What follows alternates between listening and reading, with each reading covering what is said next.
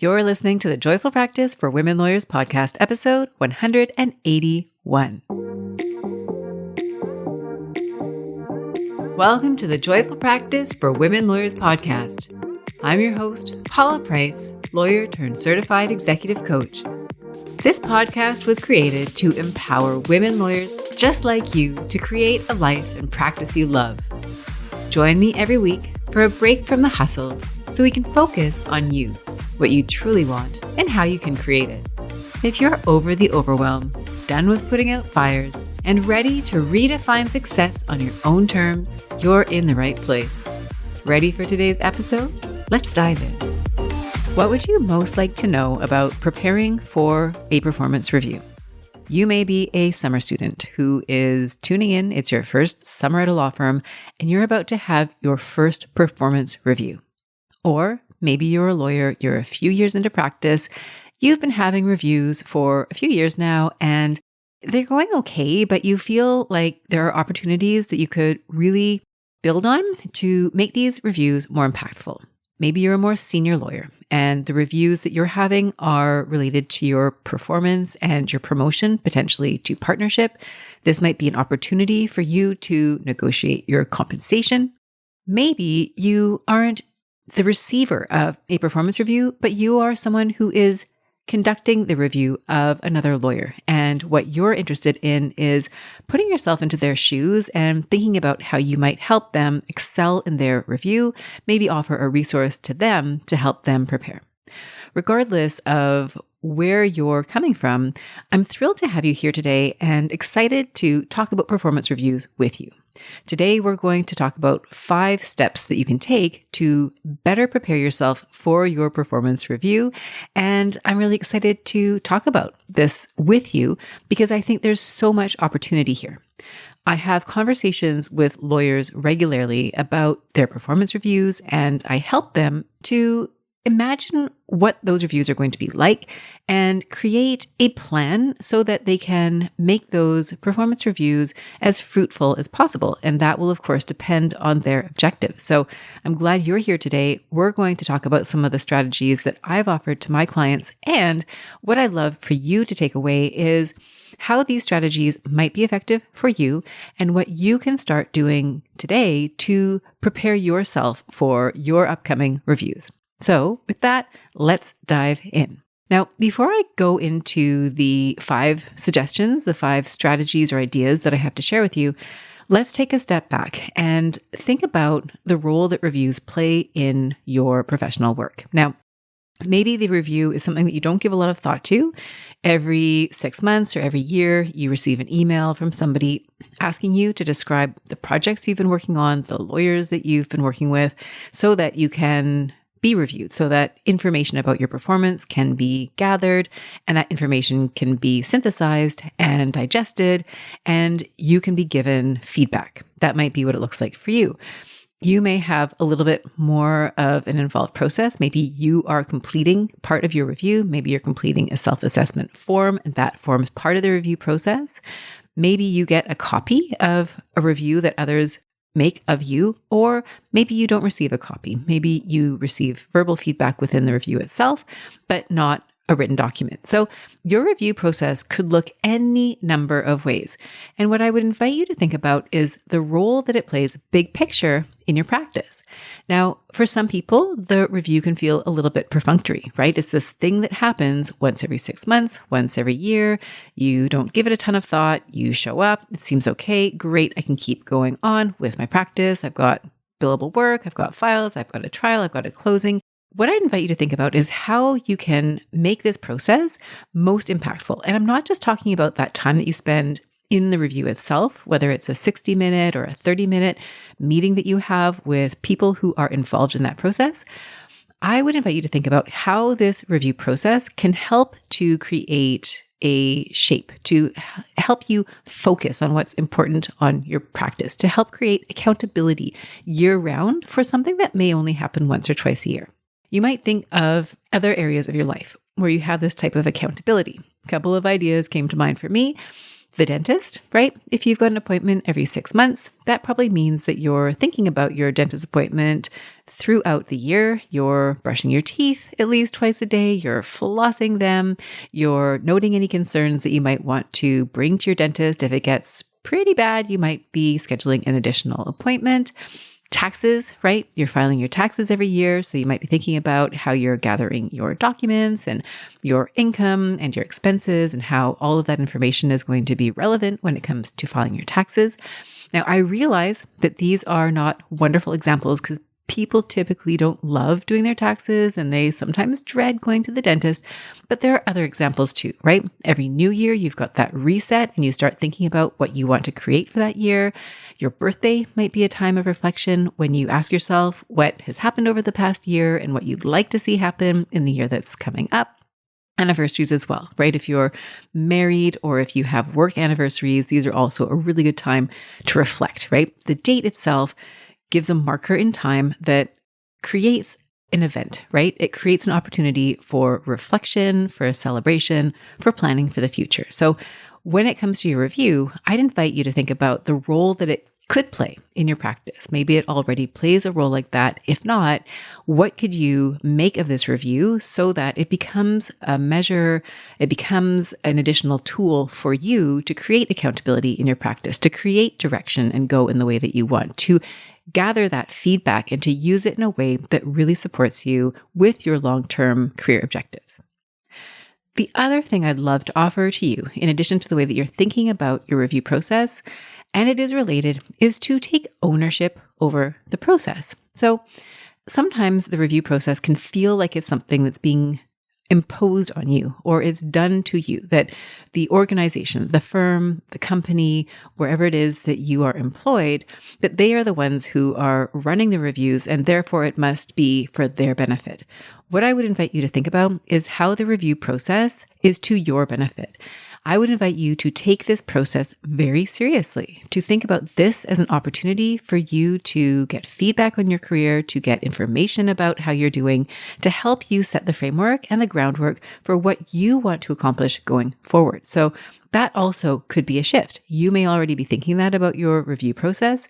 If not, I'd invite you to think about what it would look like if you were to take ownership over the process. How can you use this process to ask for what you need, to report on your wins, to advocate for yourself, to gain information that maybe you've been wondering about, but haven't really had the opportunity to ask. So that's really the bird's eye view. And with that in mind, we're going to dive into 5 different steps, 5 different strategies that I have to offer to help you prepare for your performance reviews. So number 1 is to understand the process. The process for the review will be different depending on where you are. I've worked with lawyers at different law firms and non-law firm organizations, and the review process looks different for everybody. There may be a very structured process where there are a set of questions that you're responding to. It may be a very fluid process where you get a date in the calendar and that's pretty much it.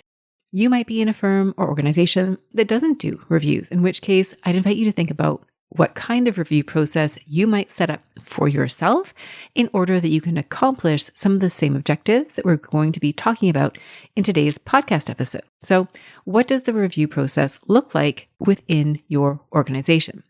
You might ask yourself what the purpose is of the review that you are going through, right? Is it a review that is designed to assess your performance, right? Where are you really excelling? Where do you maybe need to make some improvements? Is it a process that is designed to help you advocate for yourself in terms of promotions, right? Maybe it's advancing through different stages of the tiers that are offered at your organization, right? Maybe it's junior lawyer to senior lawyer to partner to more senior partner.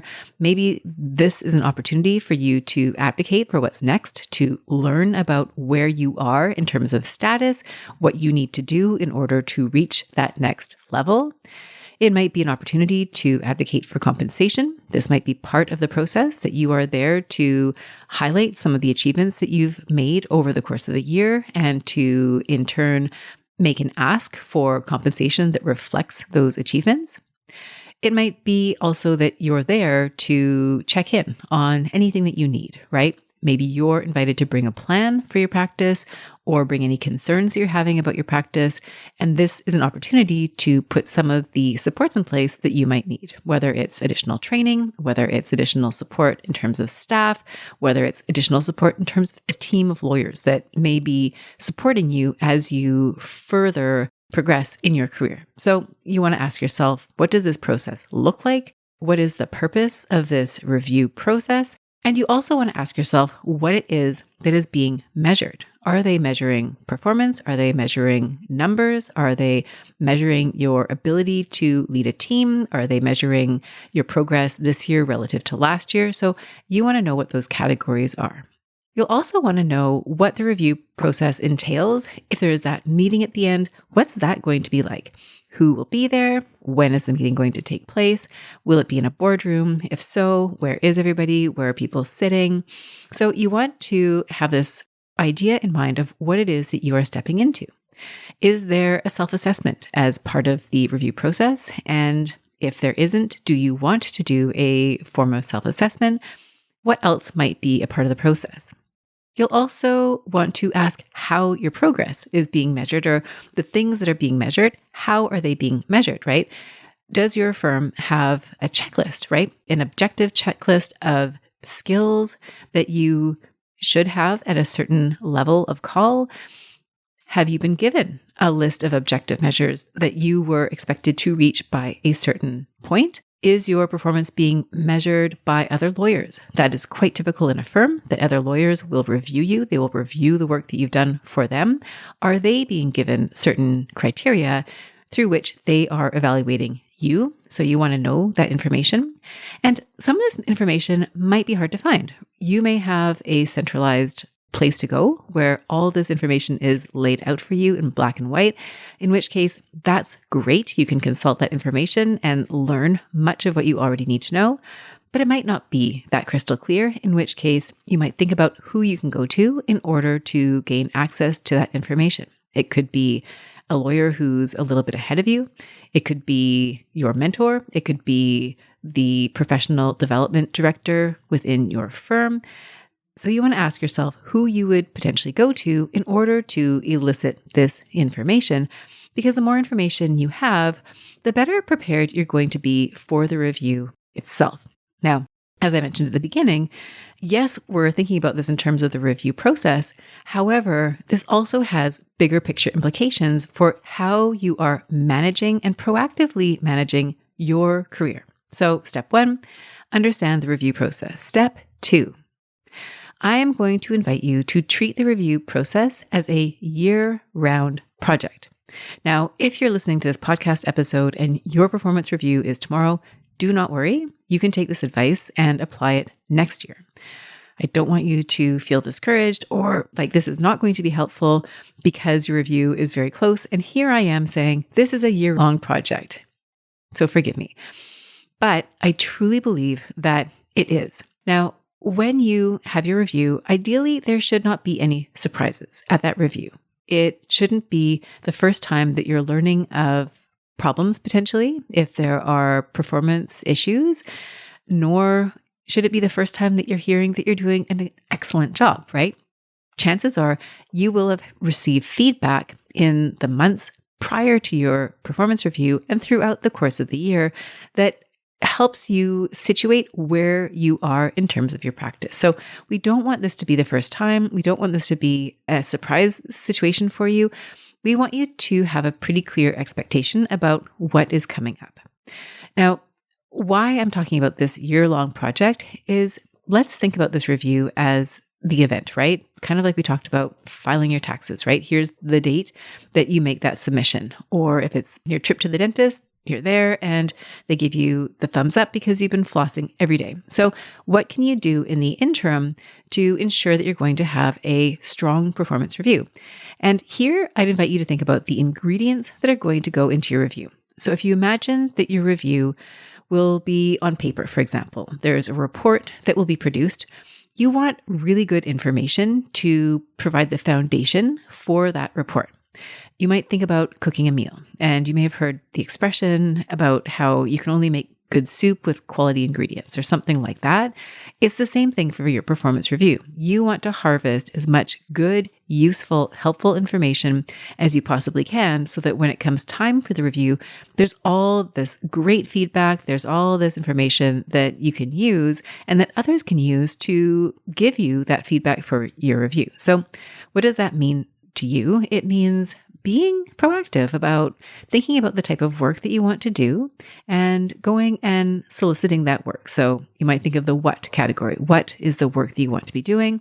And where are you going to go to solicit that work? Now, you might tie this back to what we talked about earlier, which is the criteria that are being measured, right? If the type of work that you're doing, the quality of work that you're doing is one of the factors that will be up for discussion at the performance review, that will inform the kind of work that you're going to be seeking and the kind of work that you're going to be doing, right? You want to do your work to the standard, to the quality standard that you will feel proud when you are at your review, talking about that work and receiving feedback about that work. So that is the what about the work that you're going to be seeking. You might also want to be thinking about how you are executing your work. I work often with lawyers who would like support when it comes to time and practice management. So are you able to do the work and do it in a way that it's delivered on time? Are you able to communicate effectively with your clients, with other lawyers in the firm? Are you able to delegate if you're a more senior lawyer and you're looking at building a team and perhaps moving into a higher level position, right? As a partner, for example, who has a team beneath them. These are things that you're going to want to think about when it comes to year-round execution of your work is how are you managing your practice? Now, this might also present opportunities at the performance review itself for you to be talking about that as well, right? If what you're trying to do is build a team, delegate more, maybe the review is an opportunity for you to discuss what that might look like. So that's the how. And then finally, the who. As you're preparing for your review year round, again, you might be thinking about who it is that you are working with. Now, reviews typically are done internally. And so you might think about the lawyers within your firm or organization or other professionals who may be in a position to give you a review. You want to be thinking about who they are and build working relationships with them strategically because you know that there's going to come a time when they will be reporting on your work. Now, other ways to generate that material, right, the foundation of your performance review is to have good feedback to work from. So internally, that might mean asking the lawyers that you work with, your internal clients, for feedback on different projects that you're working on. So if you're a very junior lawyer or you're a student, it might mean having a follow-up conversation after you do a piece of work and ask them for feedback. I've got an entire podcast episode about giving and receiving feedback, so I'd refer you back to that episode if that's something that you'd like more guidance on. And you want to then collect information so that you're not scrambling at the last minute to compile the information before you submit your review or before you go to your review if you're not submitting a document yourself. And again, the taxes analogy is apt here. If you leave all of your paperwork till the very end, and you don't have anything handy or available, and maybe you have to, write off to the credit card company in order to get all your statements. I mean, I suppose they're all online these days, so that makes the job easier. You want to make sure that you have ready access to the information that you're going to need when it comes time for your performance review. So find a way to create a portfolio of your work, the work that you've done, notable files that you've worked on, any specific challenges that you overcame. You want to keep a collection of that. It might be in a physical folder. It might be an electronic folder on your computer. It might be an email folder where you write yourself emails after you complete assignments with any highlights that you might want to include when it comes time to performance review. You might want to be keeping track of your non-billable projects, right? That might be something that is tracked or is not tracked at your organization. And so you might want to keep a record of that in case that's something that you would also want to talk about at your performance review. And then finally, you might also want to have a folder of positive feedback that you've received. These could be emails that come in from lawyers at your office. It could be emails that you've received from clients. It could be your own emails where you summarize some of the feedback that you received after doing a particularly great job on a file. And so you want to keep your own portfolio of success stories that you can then bring out when it comes time for your performance review. So just stepping back a minute, reorienting ourselves where we are. Number one was let's look at the process, the review process that you are working in. Step two is to focus year round on what you can be doing to set yourself up for success within the review process. And step three, this is an extension really of step two. The step here is to build champions, sponsors, and raving fans, right? If you are being reviewed by others, and chances are in a review you will be, you want to make sure, again, going back to that idea of having really great material to support you in the review, you want to make sure that you're building relationships with people who are happy with your work, who will promote you, who will potentially sponsor you and potentially advocate on your behalf, right? If you're seeking compensation or you're seeking a promotion, it's really helpful if you've got somebody in your corner who's willing to go to bat for you. Now, going back to this idea of the year-round process, this is something I would invite you to think about throughout the course of the year. I often work with lawyers who put relationships lower on the priority list, not because they don't care about relationships, but because other priorities will seem so much more urgent and important than relationships. So for example, you've got the billable work, you've got the urgent deadline. It might be really hard to make time to walk down the hall and have a conversation with your mentor. It might be really difficult to make time to attend that networking event. It might be really difficult to go to the firm-sponsored event where you might see your principal or a sponsor or someone else that you would really like to make a stronger connection with. So the invitation here is to prioritize year-round the relationships that you're building within your firm. This is wonderful not only for the purpose of your review, right? It's also wonderful for your own sense of fulfillment and connection within your organization. So your relationships may be wonderful ways to build relationships with others where you're working together, right? It might lead to great opportunities to work together on files, to show them how working with you is a wonderful experience, to highlight your skills, to highlight the way that you work, your ability to communicate, solve problems, lead a team, all of that. So we want you proactively building your relationships throughout the course of the year. It might be hard to do from a time perspective. I mentioned that already. It might also be difficult to do just from a personality perspective, right? You might be an introvert and you might feel shy and that it's a little bit awkward to go out and start building these relationships. And that's okay. If it feels a bit uncomfortable, I would invite you to go ahead anyways and to build these relationships because, as I mentioned before, it will lead to greater fulfillment and greater opportunities.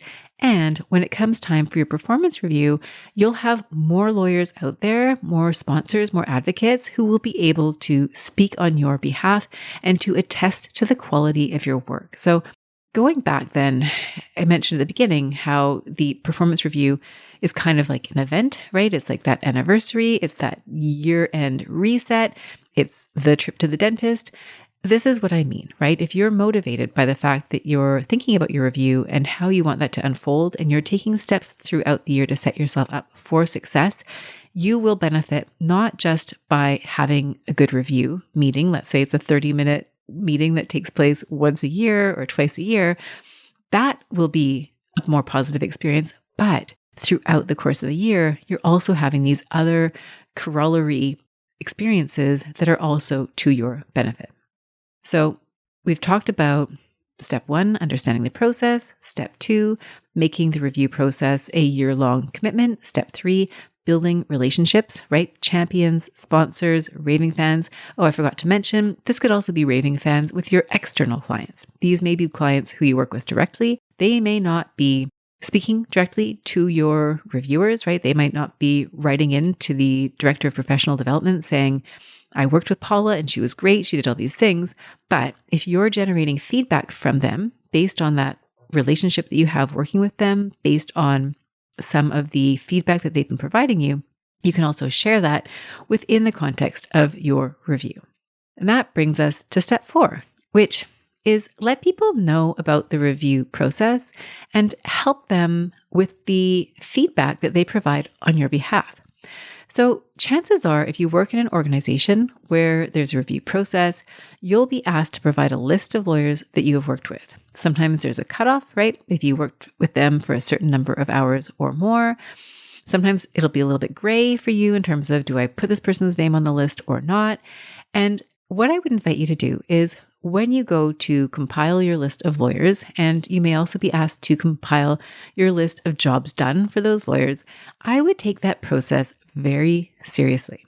Imagine that you are one of these lawyers who will be reviewing other lawyers, and you have a lot going on. You're busy. You've got your clients that are calling at all times. You've got Zoom meetings. You've got court applications. You're closing a deal. You've got paper everywhere. And you're trying to carve out the time to do a review over lawyer X. What I would invite you to do is think about how you can make the job easier for that lawyer to review you. So that may mean providing a description of what it was that you did. It may be providing a description of some of the challenges that were on that file and how you overcame those challenges. If there was really positive feedback, you might find a way to incorporate that feedback. And what you might then do is communicate with that lawyer, right? Let them know, hey, listen, we're getting ready for reviews. We were asked to provide a list of all the lawyers that we've worked with over the course of the year. I put your name down for a number of different files. Would love to know if it would be helpful for you to have a chat about what some of that work was. Now, we can have a meeting. I could kind of go over it with you in your office or over the phone. Also happy to send you a quick note by email where I lay some of that out for you.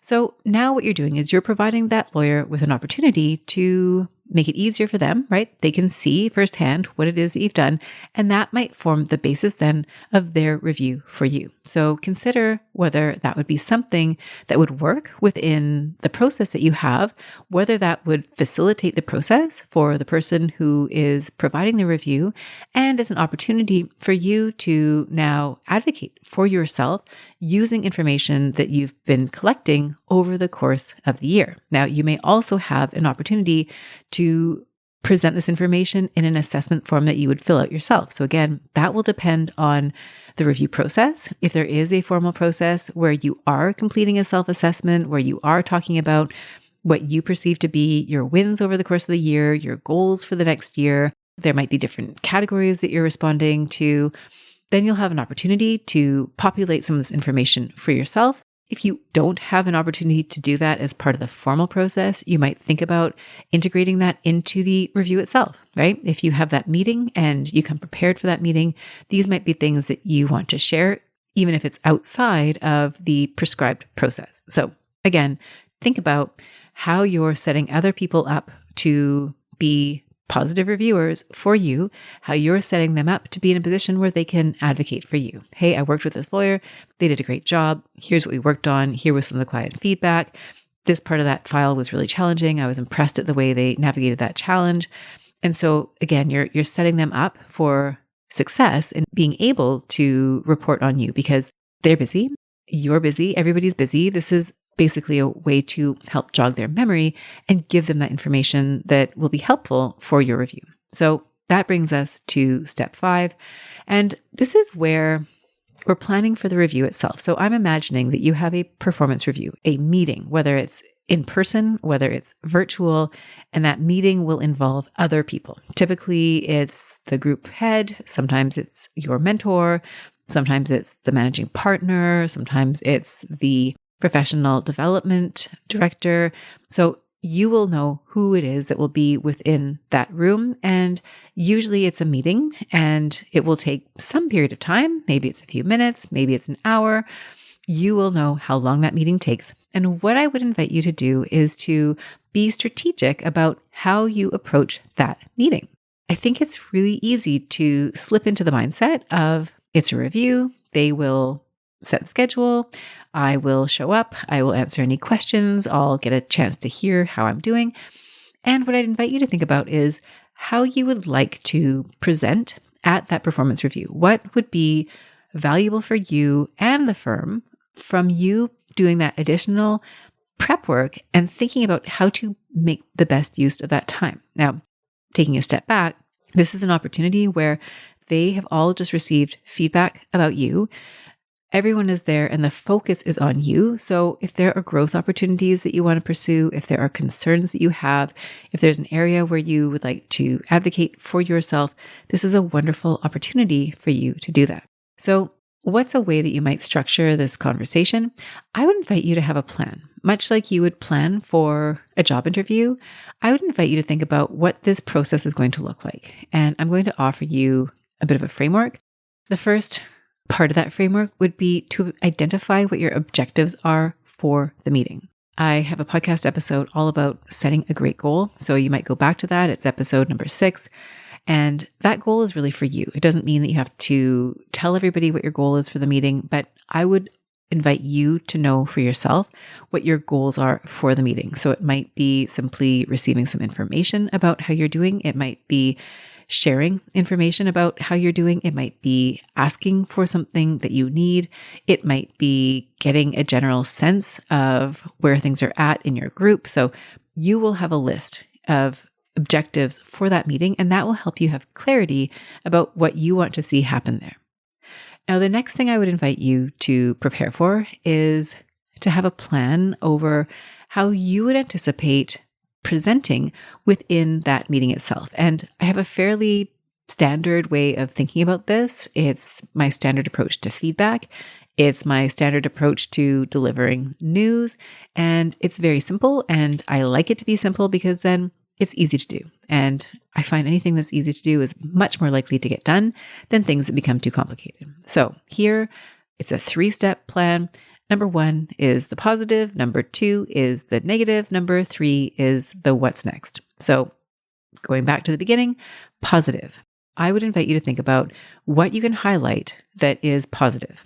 It could be positive about the firm, right? What are some of the amazing opportunities that you've been provided with that you are really, really excited about? Who are some of the lawyers that you've been working with where you have felt like there's been a really strong sense of mentorship, where you've learned a lot, where you've been given challenging opportunities, you've had opportunities to do things you weren't expecting, something like that. You can talk about your own positive accomplishments, right? Here are some of the files that you worked on this year that were really difficult. And here's what you did to navigate some of those challenges. And this might lead you, of course, to looking at what's ahead, right? What new challenges you want to take on. So I always recommend starting with the positive, and you get to identify what those positive things are going to be. Now, the second part of it is the negative. Now, I use negative as a shorthand, right? It could be what didn't work so well over the course of the year. What were some of the challenges that you had over the year? What are some of the growing edges that are available? So you can use softer language to describe them, but fundamentally, this second category is looking at areas that need work, right? Places where you'd like to see improvement. Now, this could be within the organization, right? Maybe there were certain challenges, right? Maybe you had trouble with your assistant, or you had trouble with the volume of work. Maybe there was too much work or too little work, or the nature of the work wasn't aligned with your practice area. It might be other challenges that you were having, right? It might be your own challenges that you took on certain projects and you found that there were areas that for whatever reason were difficult. And so you want to be mindful about how you frame anything that is negative, because we are all wired to be sensitive to negative feedback, critical feedback, constructive feedback, however you want to describe it.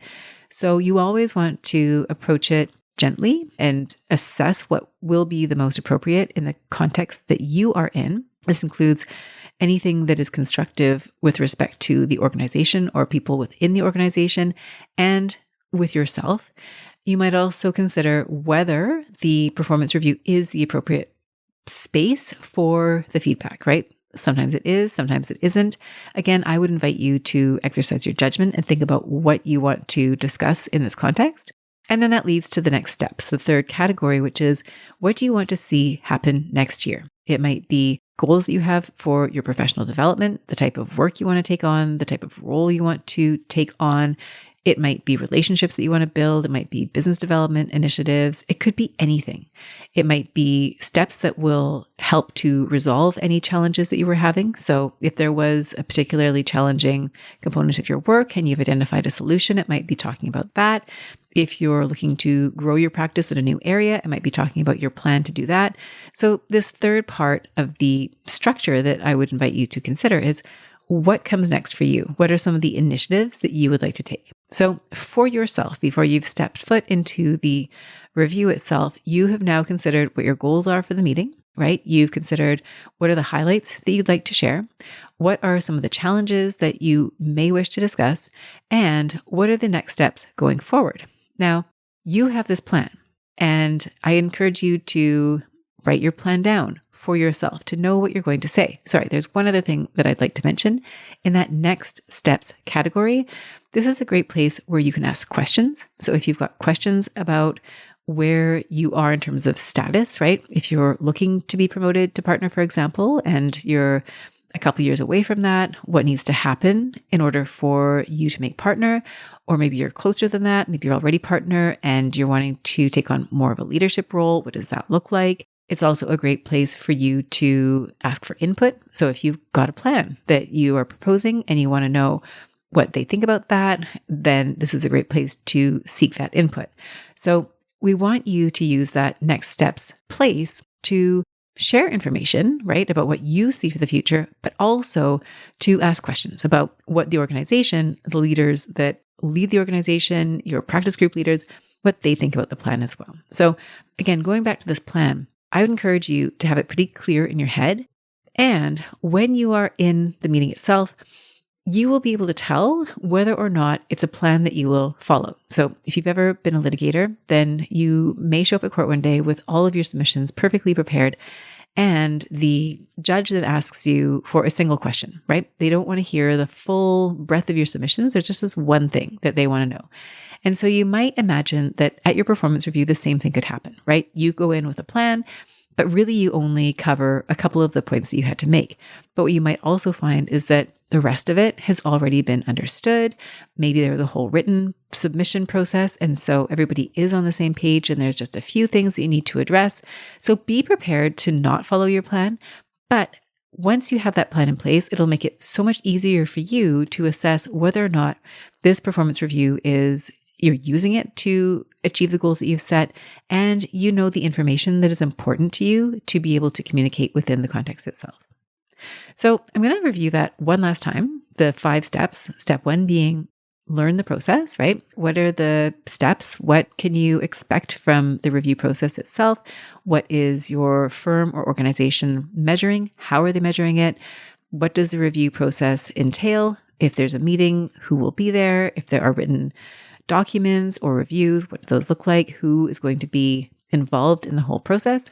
The step 2 is to treat this like a year-round project, right? The performance reviews themselves, they are like the trip to the dentist. They are like you filing your taxes, but really it's a measure or an accountability point that is a reflection of all the other things that are going on throughout the year. So focus on the what, how, who, what work are you generating, soliciting, doing?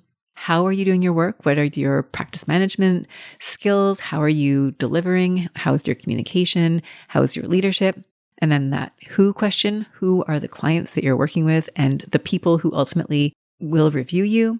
Then we're looking at seeking feedback so that you've got feedback already before you even start that review or feedback solicitation process that is part of the review. And you're making a collection of your work product, a collection of your reviews so that when it comes time for your review, you're ready. You've got the material handy. You know where to reach it. That brings us to step 3, which is to build your relationships year round. You want to be building a collection of raving fans, sponsors, and champions who will advocate for you in addition to you advocating for yourself. Step 4 is let people know, right? When you're in the review process itself and you're sending notes about who you've been working with, what you've been working on, ask those people or let them know, hey, listen, I've put your name down. Do you need some help to kind of jog your memory about some of the things that we've been working on together? And you may take that a step further, right? Depending on the process. Maybe you're asking them to be an advocate for you, right? That's a possibility as well. And then finally, step 5 is to make your plan for the review itself. So what are your objectives here? And how do you want to prepare for that meeting? How do you want to present? What are some of the highlights that you want to share? What are some of the challenges that you might like to address? And then finally, what are the next steps going forward? What are some of the questions that you might have, and what input might you seek? So that, my friend, is what I have for you today. If you have a review process or a review coming up, then I wish you all the best in preparing. Feel free to reach out to me if you'd like some additional help to walk you through this process and really tailor it to you, to where you're at, to how you can use your review to your benefit. And if you're not on the eve of a review, these tips will help you, right? Think about the things that you can be thinking about year round in order to succeed, to make the most of the review process at your firm or organization. So with that, I'm going to say goodbye. Thank you so much for joining me. I hope you've enjoyed this episode, and I look forward to reconnecting again next week. Bye for now. If you enjoyed today's show and don't want to miss an episode, subscribe and follow the show wherever you listen to your podcasts. If you haven't already, please leave a rating and review. Your feedback will help me create a podcast that's tailored to your needs and goes straight to the heart of what matters to you. For instructions on how to subscribe, rate, and review the podcast, visit www.thejoyfulpractice.com/podcast launch. See you next time. Thank you for listening to this episode of the Joyful Practice for Women Lawyers podcast. If you want more information, visit www.thejoyfulpractice.com. See you next week.